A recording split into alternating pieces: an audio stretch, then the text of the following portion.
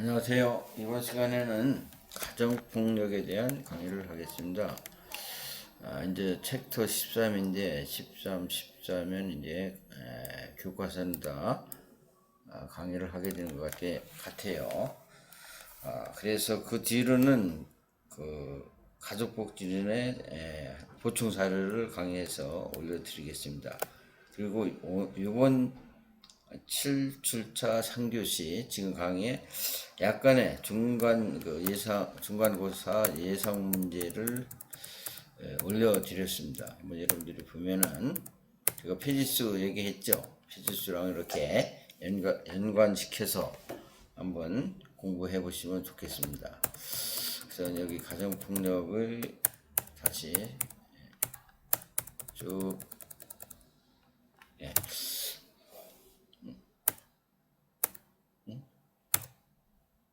그렇지.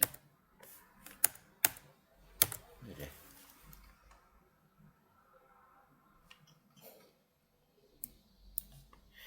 가정폭력에 대해서 가정폭력의 가족이다 이렇게 챕터 13 개념을 보겠어요. 가정폭력의 개념은 아내 학대, 또 아내 구타, 아내 폭행, 그 학대, 구타, 폭행, 폭력, 또 가정폭력, 배우자 학대 이렇게 여러 가지 용어로 사용하고 있었어요. 또 부부폭력, 혼용이 되죠. 그래서 우리나라에서는 그 아내 학대와 가정폭력의 아내 구타와 같은 용어들이 크게 차이 없이 사용되고 있죠. 그래서 우리나라의 가정폭력의 처벌에 관한 특례법에 의하면 가정폭력은 가족 구성원 사이에 신체적, 정신적 또는 재산성의 피해를 주관하는 행위라고 정의한다. 이에 가족 구성이라 함은 배우자, 사실상 혼인관계에 있는 사람을 포함 또는 배우자였던 사람, 자기 또는 배우자 직계손 비준속 관계, 사실상의 양친 친지관계를 포함한다.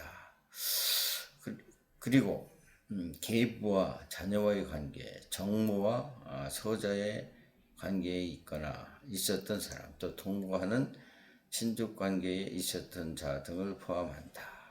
즉 가족 구성원의 범위는 현재 가족 관계뿐만 아니라 과거의 관계까지 포함하며 동거하는 친족까지 확대되고 있다. 그래서 가정폭력의 형태에 따른 유형이야. 신체적 폭력, 배우자나 보호자에 의해 원하지 않는 신체적 접촉, 공포와 육체적 상해의 원인이 되는 행동, 또 자유를 억압하는 행위 등을 포함한 가해 행위를 총칭 말하는 거죠. 여기 이제 가정폭력 중에서 또 정서적 폭력이 있어요. 위에는 신체적 폭력이죠. 정서적 피해, 피해자의 감정, 의견을 고려하지 않은 채 언어적 지배, 또 비난이나 무시하는 언어, 억압적이거나 지지적인 태도, 협박, 거부, 위협적인 모습이나 제스처, 외부로부터 고립시키는 것, 소중히 여기는 사물이나 기재 도구와 재산을 손괴하는 행위, 피해자의 의사결정을 침해하는 행위, 적절한 보호를 받지 못하는 위험한 환경에 처하거나 홀로 방치되는 경우까지 다양한 형태로 말을 하고 있습니다. 그래서 성적 폭력도 있어요. 이것도 가정폭력의 하나의 유형이죠. 상대방의 동의 없이 성적인 접촉을 하는 행위를 통하여 강제적으로 성적 행동에 응하도록 협박하는 성적인 공격 행동도 이게 이제 어떻게 보면 성적 폭력, 가정 폭력에도 이렇게 들어갑니다. 부부간에라도 이런 상황이라면 성적 폭력으로 가칭이 되죠. 경제적 폭력이 또 있어요.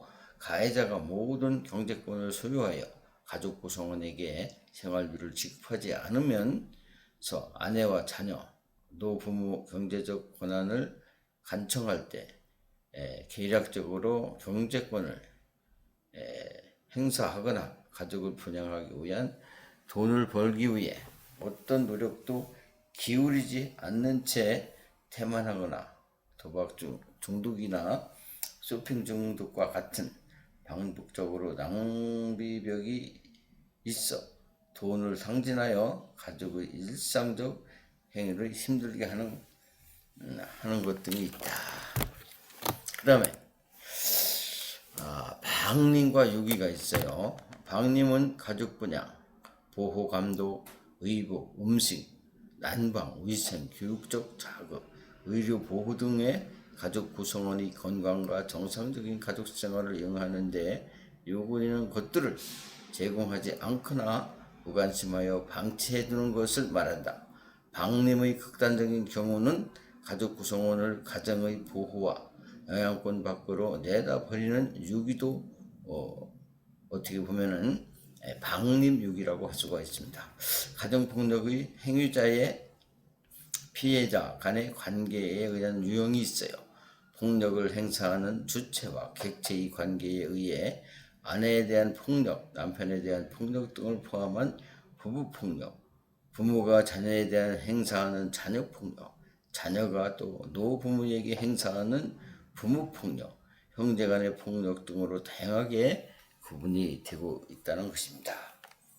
그 다음에 정신병리학적 이론을 보겠습니다. 정신병리학적 이론은 가정폭력의 피해자나 가해자는 개인적 행위로서 어떤 특성을 갖추고 있다는 관점에서 가장 폭력을 이해하려고 하는 개인 내적 이론의 유형입니다. 가정폭력이 기본적으로 가해자나 피해자의 비정상적 또는 내적 결함에 의해 폭력이 야기된다고 보고 개인의 병리적인 속성에서 비롯된다고 보는 입장입니다. 가정폭력이 선천적인 신체적 불구, 정신적 및 성격적 결함에서 비롯되거나 후천적인 심신장애나 사고 등으로 정신적 질환을 안고 있는 사람, 알코올 및 마약 중독 등에 의해서 야기되는 가학적 행위를 정신병적 이론의 가정폭력이 되겠습니다. 또 학습 장애가 있어요. 사회 학습 이론이 있어요. 이 이론은 특히 가정폭력의 시대간 전달 과정을 잘 설명해 주는데 원가족은 조부모서부터가 원가족이죠. 원가족 내에서 폭력을 경험했거나 목격했던 사람은 부모 역할의 모델링 효과로 인해 폭력의 상대방을 통제하고 원하는 것들을 얻기 위한 적절하고 수용적인 방법이라고 학습한다는 것입니다. 폭력 하위 문화 이론이 있습니다. 이 이론은 주로 저소득층 남성의 비중을 두고 있는데 저소득층은 주류 문화에서 소외됨으로 다른 가치 충돌하는데 폭력을 상습적인 자질로 받아들이게 된다고 봅니다. 남성의 경우 신체적 우월성의 가치를 두고 폭력을 행사할 가능성이 높게 되며 이것이 가정 내 구성원들에 대한 폭력으로 나타나게 된다고 보는 관점입니다. 그 다음에 사회교환 이론이 있습니다. 사회교환 이론에서는 폭력의 가해자는 자신의 상대방에게 지불한 비용에 대해서 상대방이 응당한 보상을 돌려줘야 한다는 교환 법칙의 상호성 규범에서 입각하여 자신의 폭력을 정당화시키는 것입니다. 예를 들어 가족 분양 책임을 지는 것으로 자신이 할 일을 다 했다고 생각하는 남편은 아내의 보상이 자신의 기대에 미치지 않을 때 아내를 구타를 통하여 응분의 대가를 치르도록 함으로써 폭력을 정당화하는 것을 말하고 있습니다. 갈등 이론은 가족 구성원 간의 갈등을 관리할 만한 다른 방안이 실패하였을 때 폭력적인 방법으로 나타나는 것을 가정폭력으로 이해하고 있습니다. 또 그다음에 지원이로 있습니다. 폭력을 지원한 유형으로 보고 있으며 자원이 불충분하거나 부족할 때 자신을 충족시키기 위하여 자원으로서 폭력을 사용한다는 것입니다. 개인이 자기는 자원의 많을수록 힘을 사용하는 빈도가 줄어들 것이고 폭력은 다른 자원이 부족할 때 사용되는 것으로 보는 것을 말하고 있습니다. 또 사회 구조, 사회 문화적 이론이 있습니다. 사회 구조 이론은 가정폭력의 발생 원인을 가해나 피해자의 개인적인 상황보다는 그들이 속한 사회 구조나 문화 속에 찾으려는 이론입니다. 사회 구조적 관점에서 보면 가정폭력의 근본적 원인인 사회 불평등, 비민주적인 사회 구조, 계층 간 아동, 경제적 빈곤과 불안정한 삶에 있으며 이러한 사회 구조에서 발생된 좌절감과 절망감이 가정생활에 전기가 되어 폭력을 발생한다고 본다.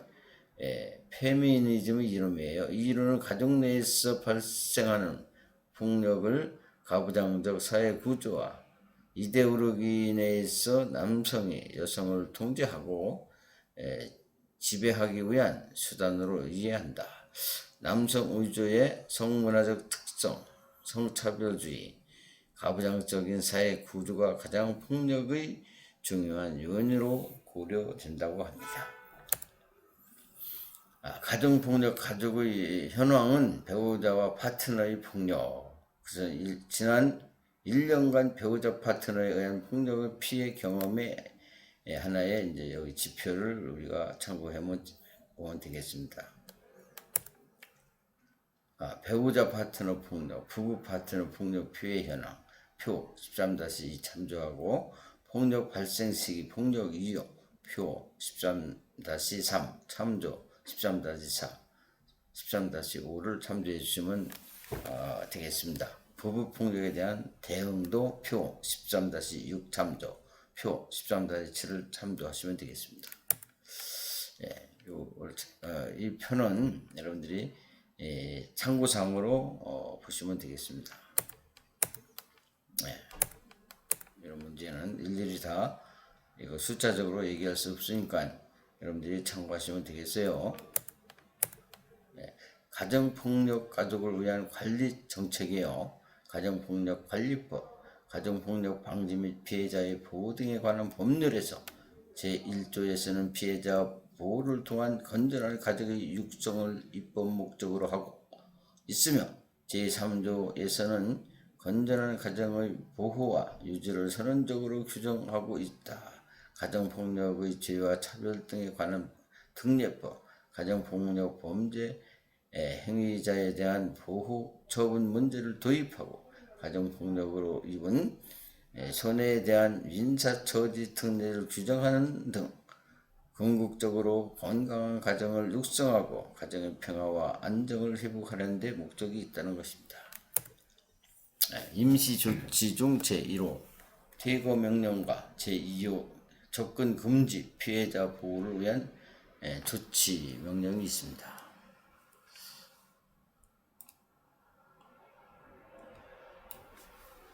이 법에 따르면은 접근금지 어느 선까지의 이제 그 피해자의 그 근처를 막는 그러한 조치죠. 제3조부터 제7조까지는 가해자의 교정 초점을 둔 조치로서 양자의 성격이 근본적으로 구별되어야 함에도 불구하고 성격이 다른 조치들을 임시조치 내지 보호처분이라는 이름으로 통합해 버린 결과 가정폭력 대응 검토특위에서 피해자 보호조치가 독자적인 의상으로 정립되지 못하고 가해자에 대한 형사 절차에 종속되어 버리는 결과를 가져온다. 즉 임시조치 제1호, 제2호는 피해자 보호 조치로서 그 의미를 매우 큼에도 불구하고 임시조치라는 형식 때문에 그 기간이나 청구 절차에서 명백한 한계를 조정하고 있다. 그러나 피해자 보호는 가해자의 처벌 전까지 행해지는 임시적 일관성 조차에 머물러서는 안 된다는 견해가 있고, 또한 임시 조치가 가해자에 대한 임시 사건 절차에 종속되어 버린 결과 그 청구 절차도 경찰의 신청, 검찰의 청구, 법원의 결정이라는 번거로운 절차를 채택하고 있는데, 이는 초기 단계에서 효과적인 피해자 보호 조치가 강구되어야 할 필요성을 부응하지 못하고 있다. 그 다음에 긴급 운영이에요. 2012년부터 18개 기관 중 24시간 운영체계를 확립하고자 도별로 운영 설치하고 있다. 운영의 피해자에 대해서는 1차 긴급 상담 서비스 연계, 의료기관, 상담기관, 법률 구조기관, 보호시설, 종합정보 안내 등의 위기 개입 서비스를 제공하고 있다. 2023년 여성 긴급전화 1366 초기 지원 현황 보고서의 자료에 의하면 전국 18개 센터 상담 건수의 총 29,432건으로 전년도 대비 15.1%가 4.480건이 증가하고 있고, 월 평균 24,527건으로 하루에 평균 806건이 상담에 진행되고 있음을 알 수 있다. 이 통계 자료는 여러분들이 참고하시면 되겠습니다. 가정폭력 서비스의 현황, 가정폭력 서비스의 및 긴급 피난소 운영, 가정폭력 상담 서비스, 여성가족 1366 상담 치유 다음 표사지 9에 같으며 가정폭력 5.47%건이 많다. 긴급피난 운영은 긴급피난소 보호 인원은 2023년 총 5만 63명으로 인천센터가 499명, 경북센터가 408명을 보호하는 것으로 나타났다. 여러분 참고하시면 되겠어요.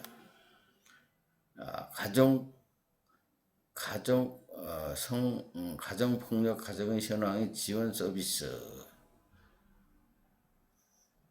이것도 여러분들이 지방자치단체나 사회복지법인 및 기타 비용이 운영하고 있다.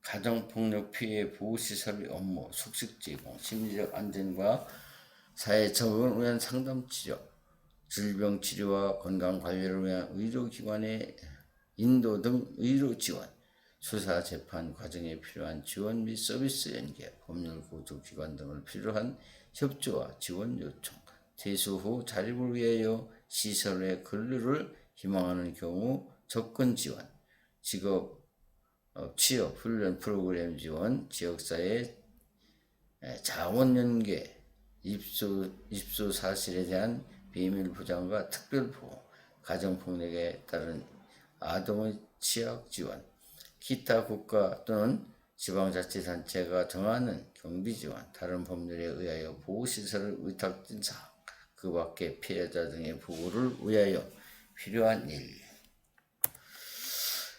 이렇게 요거는 여러분들이 이제 중간 시험인데 페이지수 제가 가르쳐 드렸죠. 거기랑 연계해서 여러분들이 한번 잘 살펴보시면은 큰 도움이 되겠습니다. 그리고 동영상을 한번, 가정폭력에 대한 동영상을 한번 보시겠어요?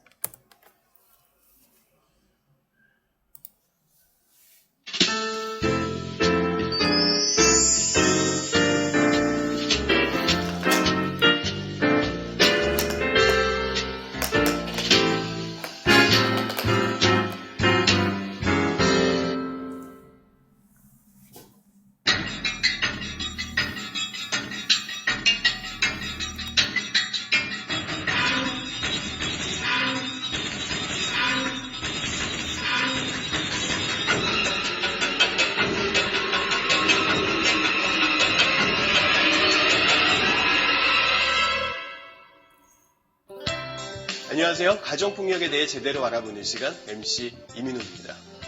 우리 주변에는 의외로 굉장히 많은 사람들이 가정폭력의 위험에 노출되어 있는데요. 여러분들은 가정폭력에 대해 어떻게 생각하시나요? 흔히들 가정폭력이라고 하면 때리고, 부수고 이런 물리적인 가정폭력만을 생각하기 쉽습니다. 하지만 이 시간에는 우리가 미처 몰랐던 가정폭력들에 대해 이야기를 해보고 그 심각성에 대해 재조명하는 시간을 가져보려고 합니다. 먼저 시민들은 가정폭력에 대해 어떻게 생각하고 있는지 거리에 나가봤습니다. 지금부터 함께 보겠습니다. 안녕하세요. 아나운서 민지선입니다. 이 길의 수많은 사람들, 과연 가정폭력에 대해서 어떻게 생각하고 있을까요? TV 속 일이겠지, 내일은 아니겠지, 이렇게 생각하는 바가 각각 다를 텐데요. 시민들의 의견은 직접 한번 들어보도록 하겠습니다.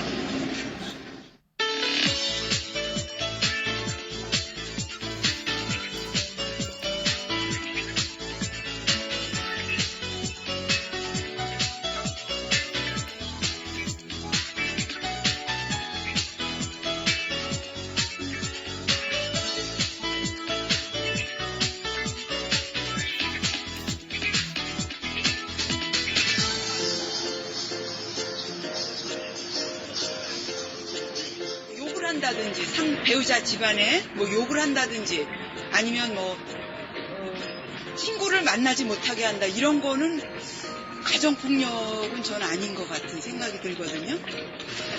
의도적으로 약속을 지키지 않는 거랑 약속을 지키지 않는 거는 폭력이라기보다는 그냥 부부간의 신뢰가 떨어지는 것 같고, 수입을 알리지 않는 거는 이거는 요즘 세상이 아주 개인적이다 보니까 굳이 알릴 필요까지는 없는 것 같다 생각이 들어서.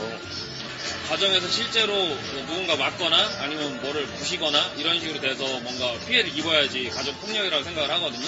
다른 것들은 제가 봤을 때 가정폭력이 좀 아닌 거라고 생각했어요.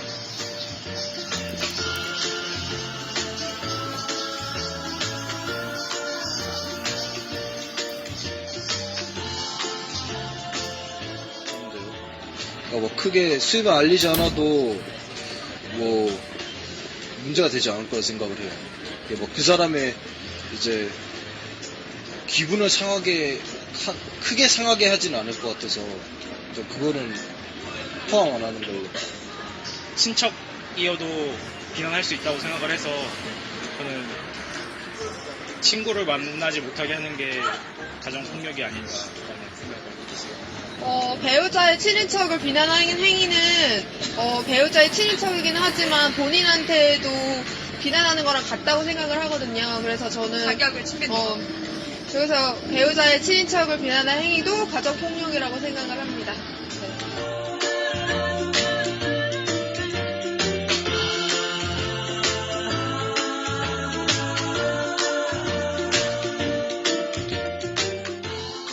이렇게 투표 결과를 보시면 예상외로 5번째 문항에 많은 시민분들이 투표를 해주셨는데요. 아직까지는 심리적, 정서적 폭력을 심각하게 생각하고 있지 않는 것 같습니다. 과연 심리적, 정서적 폭력은 가정폭력이 맞는 걸까요? 좀 더 자세하게 알아보겠습니다. 여러분들은 몇 번의 스티커를 붙이셨나요? 정답은 5번 빼고 전부 다 가정폭력이라고 합니다. 저도 보니까 가정폭력인 듯 아닌 듯 애매한 상황들이 굉장히 많은 것 같았습니다. 그래서 오늘 전문가이신 양소영 변호사님 모시고 자세한 얘기 들어보도록 하겠습니다. 안녕하세요, 선생님. 네, 안녕하세요. 반갑습니다. 양소영 변호사입니다.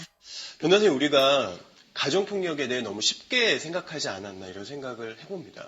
네, 가정폭력을 좀 단순하게 생각을 하시는 경향이 있는 것 같아요. 예를 들어서 상처나 폭행만, 물리적인 폭력, 이런 것만 가정폭력이라고 생각을 하시는데, 네. 사실은 심리적이거나 정서적인 폭력이 훨씬 심각합니다. 심리적, 정서적 가정폭력이라고요? 이거 조금 생소한데요? 아무래도 좀 생소하실 거예요.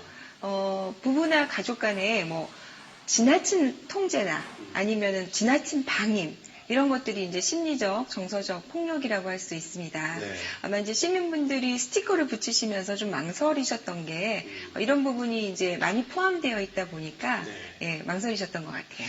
맞아요. 보통 저런 경우로 부부싸움을 많이 하곤 하는데 저도 정말 그게 가정폭력일까 의문스러웠거든요. 심지어 보기 중에 가정폭력은 없다고 답한 분들이 가장 많았잖아요. 네, 그래서 오늘 제가 꼼꼼히 설명드리려고 나왔습니다. 기대가 되는데요. 그럼 우리가 놓치기 쉬운 가정폭력들에 대한 영상을 준비해봤습니다. 함께 보시죠.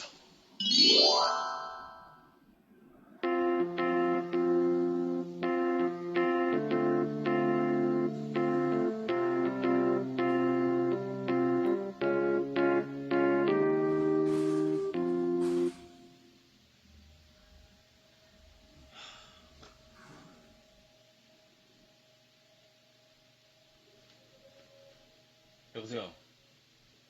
돈 좀 작작 써. 큰 돈 쓰려면 허락 받고 쓰든가. 도대체 돈을 얼마나 쓰고 다니는 거야?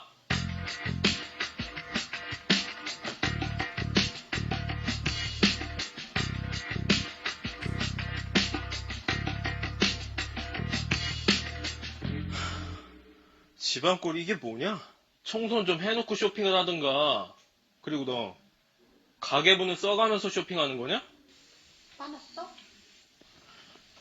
야, 내가 오늘 부부 동반 모임 있다고 했냐 안 했냐? 어? 그거 내 친구한테 중요한 일 생겨서 못 간다고 했지. 중요한 일? 야, 여자들끼리 그깟게 뭐가 그렇게 중요한 일이 있는데? 말 그런 식으로 할 거야? 못 가서 미안하다고 했지. 미안해? 아우, 나 씨, 진짜. 야, 너 지금 그게 미안한 사람 태도야? 어? 나? 쳐봐! 그래, 한 대 쳐, 아주! 야, 하루 이틀도 아니고 내가 말만 하면 그렇게 집어던지는 버릇 좀 고쳐! 이제 그만하자. 싸우는 것도 지겹다. 야, 니네 엄마랑 얘기하지 마. 뭐 말이 통해야지. 지금 애 데리고 뭐 하는 거야? 왜? 애도 알 건 알아야지. 이제 들어가. 어딜 들어가? 여기 서서 엄마랑 아빠랑 하는 얘기 똑바로 들어. 지금 뭐 하는 거야? 들어가.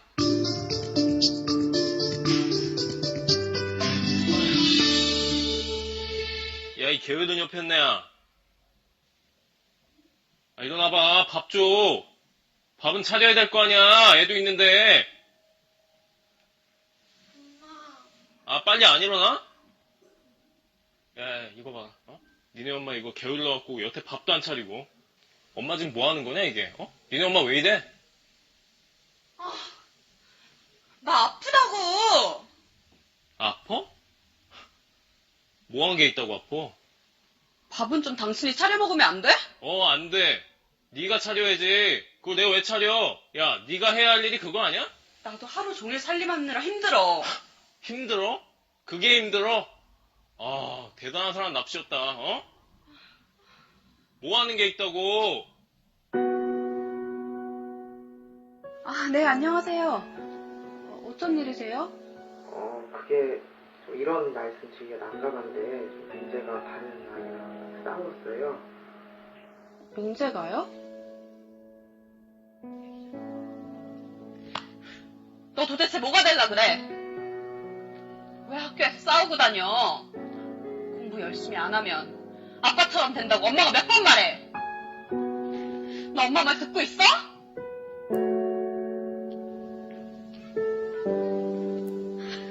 아, 짜증나. 변호사님, 이 영상 속의 가정 너무너무 심각한데요. 정말 다양한 사례가 고스란히 담긴 가정의 모습 같습니다. 물론 쉬운 이해를 위해 연출된 장면이긴 하지만 한편으로 드는 생각은 각각의 사례들이 그렇게 낯설게 느껴지지만은 않아요. 하나씩 설명 부탁드립니다. 경제적 학대에 대해서 알아보겠습니다. 처음에 남편이 아내의 돈 씀씀이에 대해서 일일이 간섭하는 장면이 있었죠. 이걸 바로 경제적 학대라고 합니다. 경제적 학대는 이외에도요, 생활비를 전혀 주지 않는 행위, 그리고 동의 없이 재산을 처분하는 행위, 그리고 한 사람이 수입과 지출을 독점하는 행위, 이런 것들을 포함하고 있습니다. 그럼 앞선 설문조사 중에 배우자에게 수입이나 지출을 알리지 않는 것도 경제적 학대에 속하는 거겠군요. 그렇죠. 가정 내 불평등한 경제력으로 인해서 권력관계가 형성이 되면 이것이 이제 가정 불화와 폭력으로 바뀔 수가 있습니다. 그래서 가능한 한 부부간에도 수입과 지출을 공유함으로써 가정 경제에 관해서 신뢰가 구축되도록 해야 됩니다. 경제생활에 대해서 부부간의 신뢰가 낮아지며 한쪽이 아무래도 불만이 축적될 수가 있고요. 또 상대방의 소비 행태를 비난하게 되면서 상처를 줄 수가 있습니다. 나아가서 이렇게 일거수일투족을 감시하거나 의심하는 것, 이런 일들이 또 일어나게 되죠. 그렇군요. 가정경제의 주도권을 두고 실랑이를 벌이는 얘기들을 자주 듣게 되는데 이게 자칫하면 가정폭력이 될 수 있을 것 같습니다. 투명한 경제는 가정에도 꼭 필요하다. 명심하겠습니다. 네, 다음으로는 말로 상처를 주는 행위입니다. 처음 차트에 나온 친인척을 욕하는 행위, 이런 걸 비롯해서요, 또 큰 소리를 지르고 욕을 하거나 위협하고 협박하는 등 말로 상처를 주는 것은 너무 다양하죠. 사실 이건 누구나 할 수 있는 폭력 같아요. 가족끼리는 더 큰 상처가 될 것 같은데요. 일상생활을 이제 같이 하면서 긴밀한 정서적 유대관계가 형성이 되다 보니까요. 그래서 가족으로부터 듣는 이 비난은 다른 사람으로부터 듣는 것보다 훨씬 더 큰 마음의 상처를 남기게 됩니다. 그래서 자존감도 떨어지고 부부관계 악화의 원인이 됩니다. 저도 오늘 집에 가서 아내에게 다정한 인사 전하겠습니다. 그럼 다음은 어떤 것이 있었죠? 네, 바로 상대방을 무시하는 행위인데요. 영상에서는 약속을 지키지 않는 모습이 있었죠. 근데 약속을 지키지 않는 게 어떻게 가정폭력이 되죠? 네, 가정폭력 정서적 유형 중에서 상대방을 무시하는 행위가 있습니다. 약속을 지키지 않거나 또 약속을 파기하거나 일방적으로 약속을 변경하는 이런 행위 등에서 상대방은 나를 무시하는구나 이렇게 느낄 수 있기 때문이죠. 이렇게 상대방을 무시한다는 것은 이미 상대방이 내 통제하에 있다, 내 지배하에 있다 이런 생각을 기초로 하고 있기 때문에 그런 행동이 가능하다고 생각이 됩니다. 통제하고 또 지배하려는 이런 것이 폭력이라고 볼 수 있는 것이죠. 상대방을 무시하고 또 다른 행동으로는 배우자를 일꾼처럼 막 부린다거나 또 의논하지 않고 집안일을 혼자 독자적으로 결정하는 이런 유형들이 있습니다. 가정은 부부간에 공동생활을 해야 되고 평등하게 그리고 서로 부양의 의무를 부담하고 사랑하고 상호 존중해야 되는 건데요. 이런 것이 바탕이 안 되면 평등하지 않는 관계에서 건강한 가족관계, 부부관계가 생길 수가 없죠. 변호사님 너무 흥분하지 마시고요. 근데 영상을 보면 가정폭력이 남자만 가해자는 아닌 것 같아요. 아내분도 물건을 던지고 화를 내던데 이런 것도 가정폭력의 유형인가요? 네, 이런 것들도 물건을 던지면서 위협하는 행위죠. 리모컨을 던지거나 휴대폰을 던지거나 또 화가 나면은 쉽게 나올 수 있는 이런 행동들인데요. 아무것도 아니라고 생각하지만 매우 위험합니다. 또 이게 이어져서 또 직접적인 신체적 폭력으로 더 확장이 될 수도 있기 때문이죠. 꽃으로도 때리지 말라는 그런 얘기가 떠오르네요.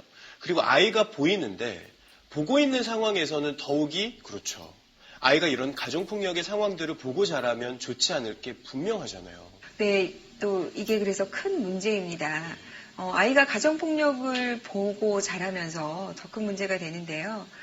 일반적으로 가정폭력은 은폐되는 특성, 그리고 또 반복되는 특성, 그리고 또 중복이 되고 또 이게 순환이 되는 이런 특성들이 있습니다.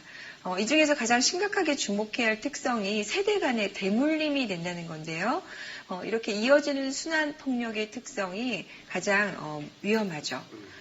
폭력 가정에서 자란 아이들은 폭력이 잘못된 행동이라는 인식을 갖지 못하는 것이 정말 문제입니다. 그래서 이걸 일상적인 일로 받아들이게 되다 보니까 자연스럽게 본인의 행동으로 나오는 거죠. 그래서 부모의 폭력 상황을 목격하고 이렇게 성장한 자녀가 나중에 자기가 부모를 폭행하기도 하고 또 자기가 가정 내에서 가정폭력의 가해자가 되기도 하고요. 또 피해자가 되는 이런 특성이 있습니다. 결코 물려주지 않아야 할 유산인 거죠. 말씀을 듣다 보니 갑자기 궁금해지는 게 있는데요. 시민들도 궁금했고요. 친구를 만나지 못하게 하는 거, 이건 어떻게 가정폭력이 됩니까? 이거는 이제 바로 상대방을 구속하는 유형의 폭력입니다. 전화를 엿듣거나 또는 하지 못하게 한다거나 또 친구를 전혀 만나지 못하게 하거나 외출을 못하게 하는 이런 행위들이 다 있습니다. 그렇다면 물리적 가정폭력은 남자가 가해자인 경우가 많잖아요. 심리적, 정서적 가정폭력도 마찬가지인가요? 아닙니다.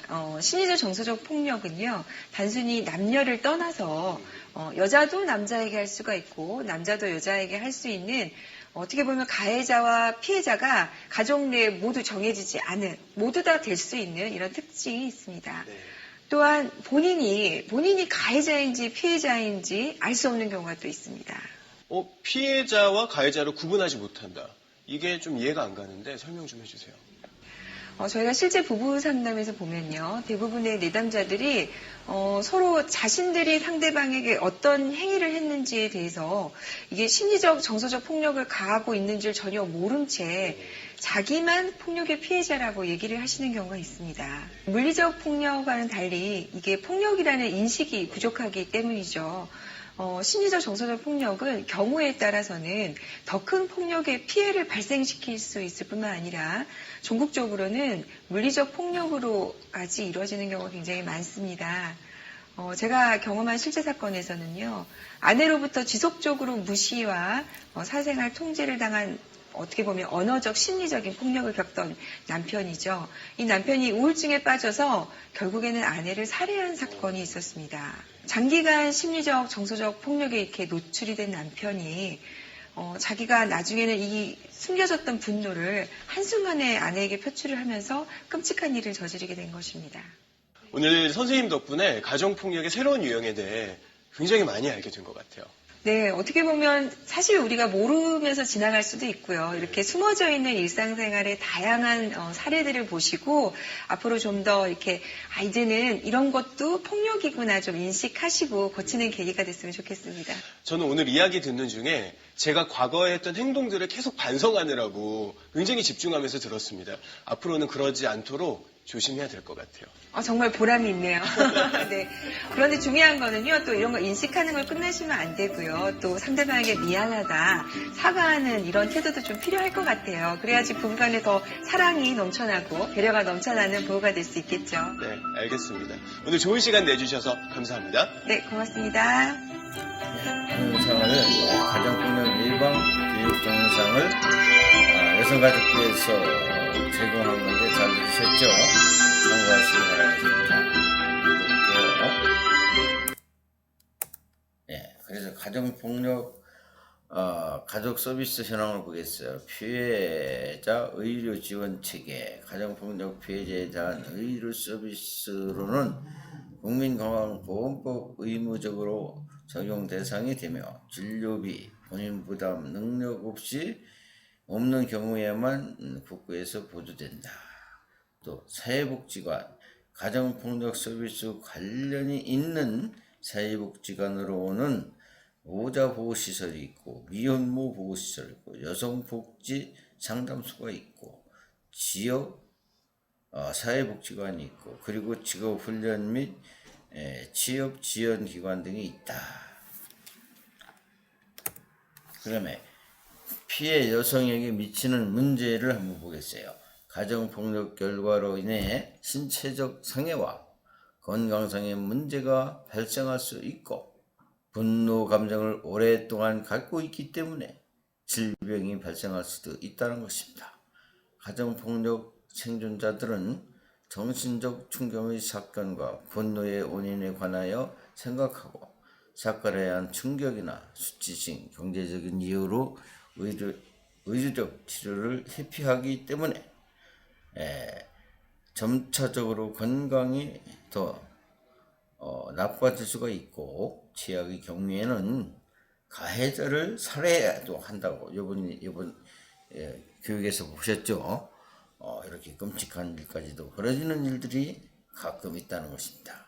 또 본인도 자살할 경우가 있고 이런 일들이 가정 내에 발생할 수 있다. 자녀에게 미치는 문제예요. 학대 경험한 자녀는 심리적으로 괴롭고 어떤 일이 일어날지 불안해하며 아버지에 대한 사랑, 불안, 심지어 증오로 바꿔지는 수도 많이 있다는 거예요. 불안이나 우울, 철회 같은 정서적 부적응이나 비행 및 학교 폭력 등의 행동적 부적응, 미성숙한 대인관계 등의 사회적 부적응 등의 문제를 겪게 되는 것입니다. 불안전한 경제 상태 및 가해자 방치예요. 이것도 하나의 가정폭력이라고도 볼 수 있고 큰 문제가 될 수 있다는 것입니다. 가해자에 대한 법률적 대책 전무하고 진료 프로그램에도 제대로 실시되고 있지 못하기 때문에 주로 피해자가 집에서 도피하고 그 피해자를 보호하는 서비스 체계만의 지속적이 되어 온 것이다. 따라서 가해자는 거의 방치되어 있는 상태라 할 수 있다. 이와 같이 경향은 가정폭력 피해자에게 또한 고통을 주게 되며 경제적 어려움과 거주의 불편을 증가시킨다. 피해자의 미흡, 가정폭력 문제의 심각에 비해 현재 서비스를 제공하는 기관은 그 수가 적고 프로그램만이 빈약하다. 또 가정폭력 가족을 위한 복지 대책을 보겠습니다. 사회 인식 전환이에요. 가정폭력에 대한 국민의 태도 변화를 도모하고 피해자가 도움과 조언을 받을 수 있는 곳을 알리기 위한 목적으로 캠페인을 지속적으로 실시하는 등 지역사회 차원에서 인식 개선 사업을 시행할 필요가 있다. 부부간의 의사소통 및 감성훈련 강화예요. 가정의 해피 화목은 가정의 폭력 범죄의 중요한 사회 예방적 요소이다. 음주에 대한 사회적 인식 제고, 음주로 인하여 치료가 필요한 당사자를 발굴하여 개별적으로 치료를 제공하는 동시에 음주 문화에 대한 인식 개선을 위한 사회 운동을 전개해서 술로 인해 발생하는 가정폭력을 감소를 깨야 할 것이다. 이렇게 되어 있어요. 복지 대책. 또 넘겨보겠습니다. 가정폭력 예방 교육 개발. 가정폭력 예방 교육은 가정폭력만을 다루기보다는 생애 주기에 따른 청소년 발달상의 인지, 정서, 사회적 영역을 포함함을 물론 폭력에 대한 민감성, 즉 무엇이 허용될 수 없는 행위인지에 대한 구체화된 인식을 갖출 수 있는 등 포괄적인 인권 향상으로 교육 프로그램이 개발되어야 한다. 가정폭력에 관한 신뢰와 현재 운영되고 있는 가정폭력 상담소 및 여가 긴급전화 1366센터 등이 실제적으로 운영될 수 있도록 지원을 대폭 강화해야 한다. 또 가정폭력 피해 치료 보호예요. 가정폭력이 발생하면 우선 피해의 안전성 보장, 폭력에 대한 태도를 개선할 수 있도록 적절한 교육을 실시해야 한다. 가정폭력 가해자에 대한 프로그램 개발, 가정폭력 가해자에 대한 프로그램이나 시설이 절대적으로 필요한 실정이다. 여기까지 오늘은 공부하시겠습니다. 공부하시느라고 수고들 너무 많이 하셨습니다. 이번에 중간고사 여러분들이 잘 치러서 다 F를 받으기를 요청드립니다. 여러분들이 잘 준비하시면 다 시험을 잘 볼 수 있습니다. 준비 많이들 하셔서 잘 중간고사를 치기를 바라겠습니다. 수고들 많이 하셨습니다.